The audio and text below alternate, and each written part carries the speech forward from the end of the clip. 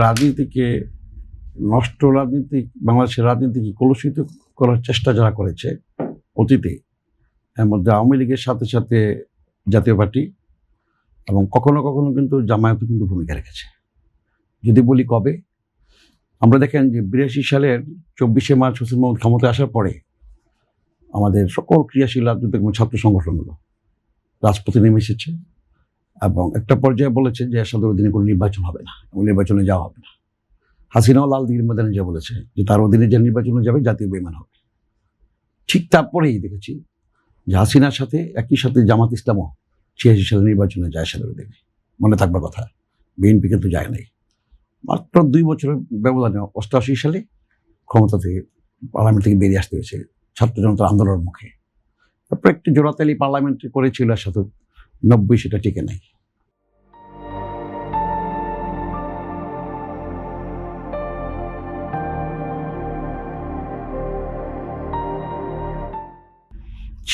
সালে 91 সালে সুষ্ঠু অবাধ নির্বাচনের মধ্যে দিয়ে আপনি জানেন যে দেশের জনগণ বিএনপিকে ভোট দিয়েছে এবং খালেদা জিয়া বাংলাদেশের প্রধানমন্ত্রী হয়েছেন।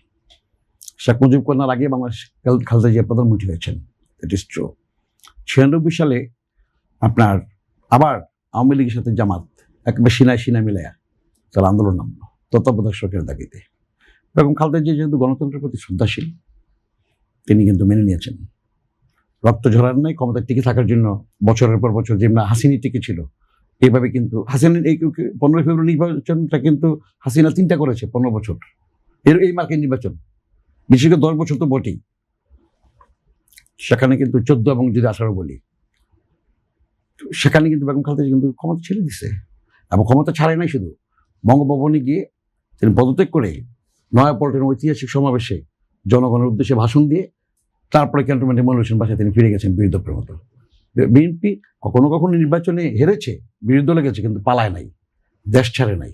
কিন্তু আওয়ামী লীগ এমন নষ্ট রাজনীতি করেছে যে তারা পালিয়ে গেছে। আর জামাত ইসলাম যেটি বলে যে তারা প্রতিদ্বন্দ্বী, তারা ভাবতে পারে প্রতিদ্বন্দ্বী হলে প্রতিদ্বন্দ্বিতা করার জন্য তো সমর্থন লাগবে, শক্তি লাগবে। শক্তিটা কি? জনগণই তো বড় শক্তি। জনগণের কাছে যেতে হবে, জনকল্যাণমুখী কাজ করতে হবে, ইতিবাচক রাজনীতি করতে হবে।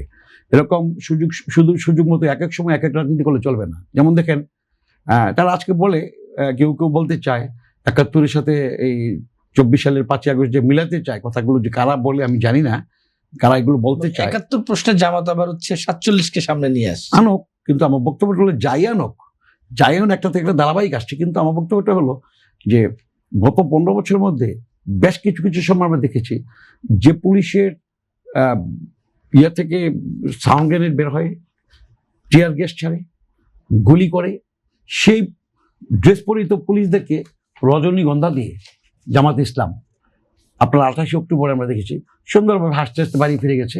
আর এদিকে বারুদের গন্ধে নয়াপল্টন আপনার আকাশ বাতাস ভারী হচ্ছে এবং গুলিতে ভরে গেছে।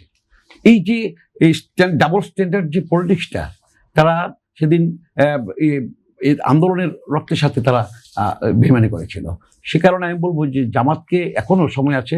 দীর্ঘদিনের পরে তারা একবার যে কোনোভাবে ওকে একটা সুযোগ পেয়েছে পার্লামেন্টে এবং পার্লামেন্টের জাতীয় সংসদে বিরোধী দলে যাওয়ার জন্য সুযোগ পেয়েছে, যে সুযোগটি আপনার জাতীয় পার্টিও ক্ষমতাচ্যুত হওয়ার পরে পায় নাই।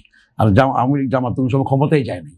সেই দলটি যেহেতু পার্লামেন্টের সুযোগ পেয়েছে, তাদের যদি ইতিবাচক পলিটিক্স করে জনগণের জন্য, এবং এখনই একেবারে প্রতিযোগিতা এত সহজ না। বিএনপি তো একেবারে ছোট ঘর সংগঠন না, বললেই তো হবে না।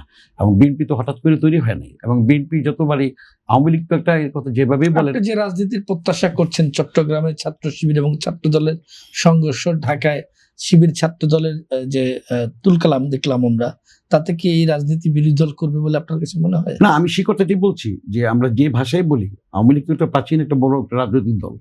সেই দলের সাথে নির্বাচন করে কিন্তু বিএনপি যতবারই সুষ্ঠু নির্বাচন হয়েছে, বিএনপি সরকার গঠন করেছে। আপনি বুঝতে হবে, আওয়ামী লীগের ছাত্রলীগ একটা প্রাচীন সংগঠন। সেই সংগঠনেতে জাতীয়তাবাদী ছাত্র দল নির্বাচন করে চাকসু রাকসু সমস্ত ছাত্র সংসদ নির্বাচনের মধ্যে বিজয় অর্জন করেছে। আপনি জানেন 89-90 সময় সংসদগুলোতে। সুতরাং বিএনপি হচ্ছে সেই সংগঠন। তো বিএনপির সাথে রাতারাতি আওয়ামী লীগ পালিয়ে গেছে বলে জামাত ইসলাম একেবারে প্রতিদ্বন্দ্বী মনে করে প্রতিযোগিতা করতে পারে নয়। প্রতিদ্বন্দ্বিতা আর প্রতিযোগিতা এক জিনিস না, তো সমানে সমানে থাকতে হয়, সেটা বুঝতে হবে।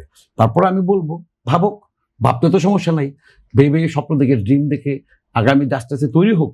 রাজপথে এবং সরকারে বিভিন্ন অঙ্গনে তো শক্তিশালী রাজনৈতিক দল দরকার আছে, এবং গণতন্ত্রে কিন্তু শক্তিশালী বিরোধী দল ছাড়া কখনো গণতন্ত্র মজবুত হয় না। সুতরাং আমরাও তো চাই যে শক্তিশালী বিরোধী দল হোক পার্লামেন্টে এবং রাজপথে, দুই জায়গায়।